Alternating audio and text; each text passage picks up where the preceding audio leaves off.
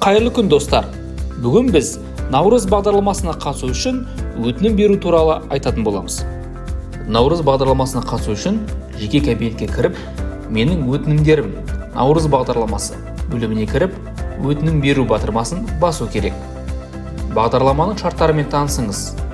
Өтініш берген кезде тұрғын үй сатып алатын аймақты және өзіңіз тұратын аймақты таңдаңыз. Шарттармен танысу құсбелгісін қойыңыз және жалғастыру батырмасын басыңыз. Мұнда сіз депозитті таңдап, шарттармен келісіп, жалғастыру батырмасын басуыңыз керек. Сіздің нөміріңізге хабарлама келеді. Оны растау керек. Расталғаннан кейін деректерді тексеріп, құсбелгіні қойып, жалғастыру батырмасын басыңыз.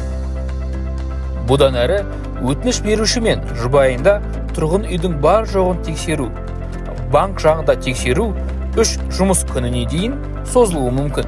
Банк жағындағы тексерту аяқталғаннан кейін сізге жаңарту батырмасын басу керек. Тексеру сәтті аяқталғаннан кейін сізге растау батырмасын басуыңыз керек. Сіздің атыңызда жылжымайтын мүлік жоқ екендігі туралы хабарлама пайда болады.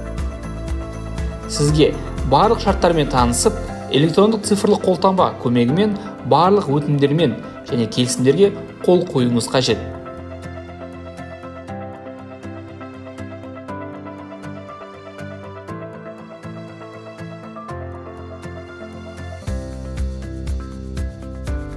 Содан кейін жалғастыру батырмасын басыңыз. Құттықтаймыз, сіз Наурыз бағдарламасына қатысуға өтінім бердіңіз.